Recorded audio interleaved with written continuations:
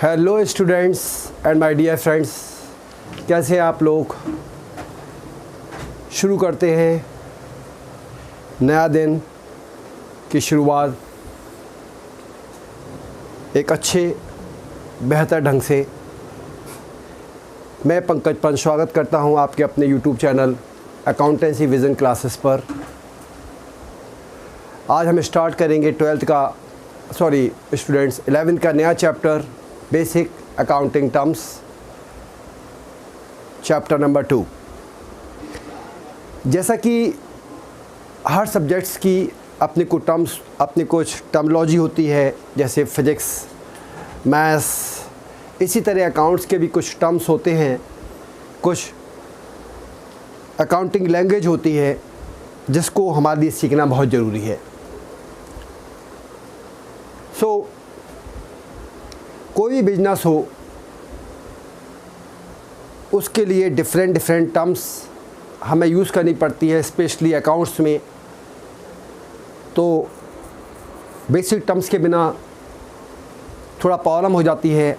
जैसे अगर हम कहें मनी, तो मनी को अकाउंट्स में कैपिटल कहते हैं। कोई पैसा अपने पर्सनल यूज़ के लिए अगर हम यूज़ करते हैं तो उसे अकाउंटिंग लैंग्वेज में ड्राइंग्स कहते हैं। कोई प्रॉपर्टी अगर हमारे पास है तो अकाउंटिंग लैंग्वेज में उसे एसेट्स कहते हैं। तो ये सब चीज़ चैप्टर नंबर 2 11th क्लास का अकाउंट्स में आज हम सीखते हैं। Let's start the class students. In business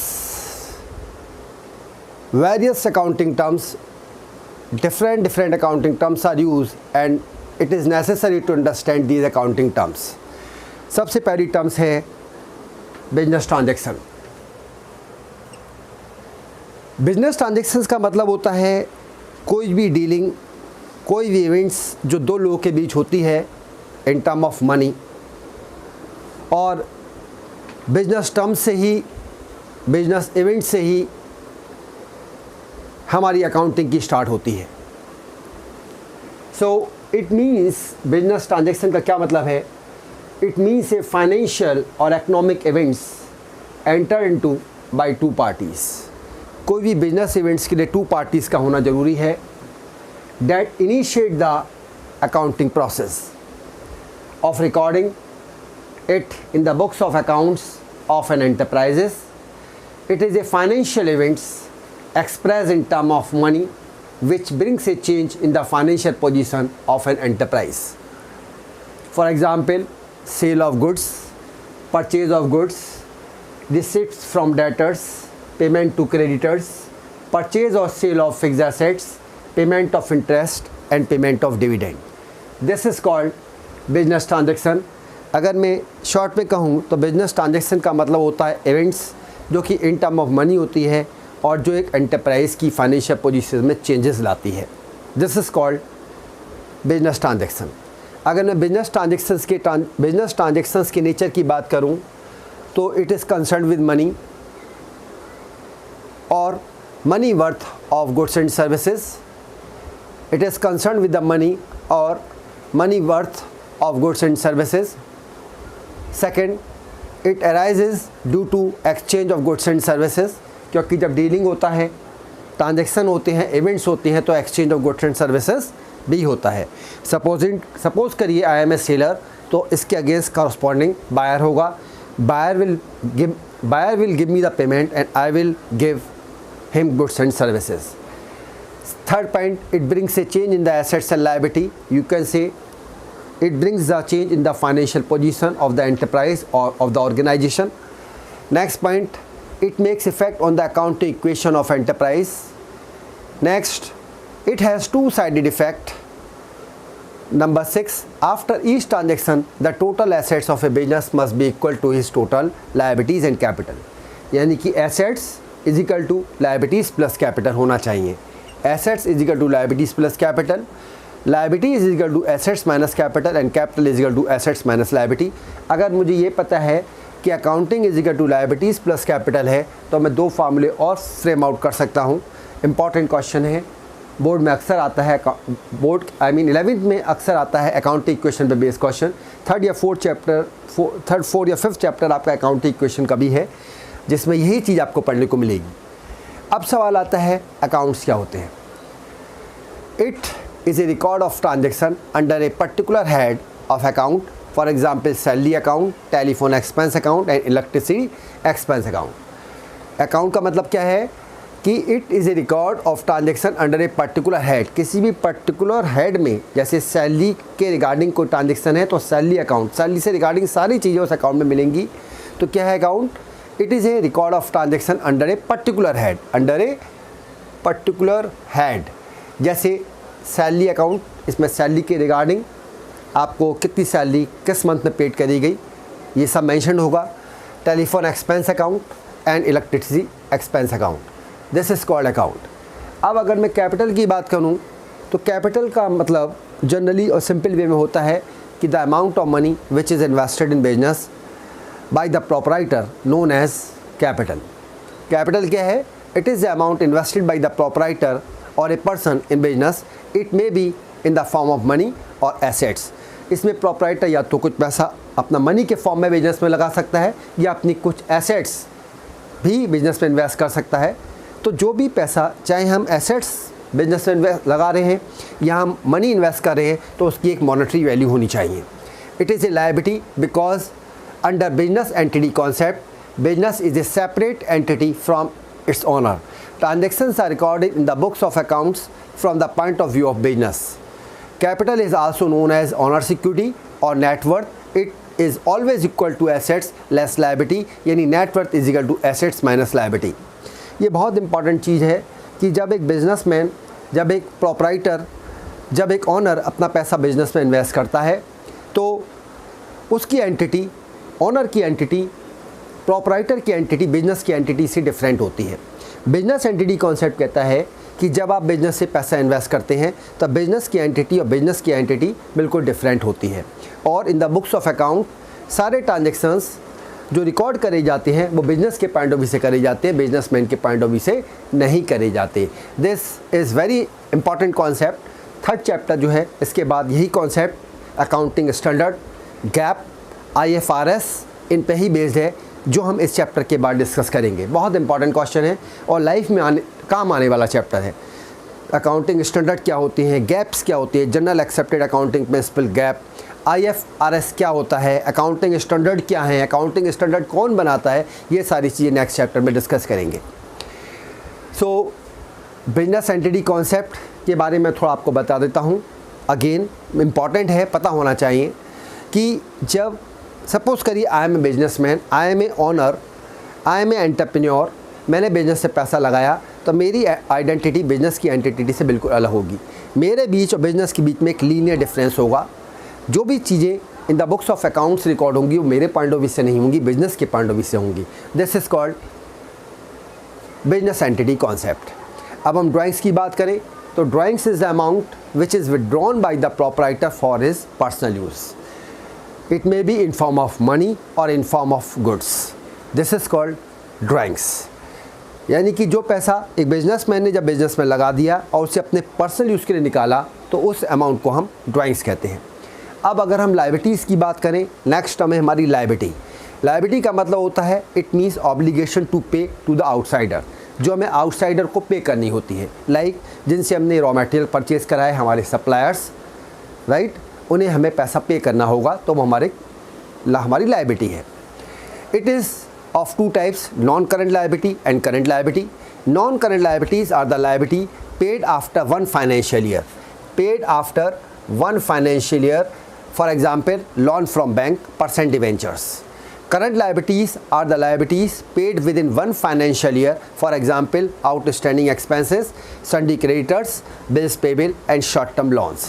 यानी कि लायबिलिटी का मतलब ऑब्लिगेशन टू पे होता है।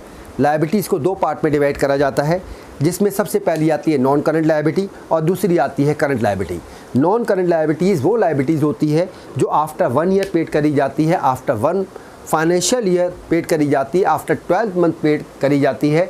This is called non current liability. Non current liability में जैसे परसेंट डिवेंचर्स आ गए, लॉन्ग टर्म बोरिंग्स आ गई, लॉन्ग टर्म लोन्स आ गए।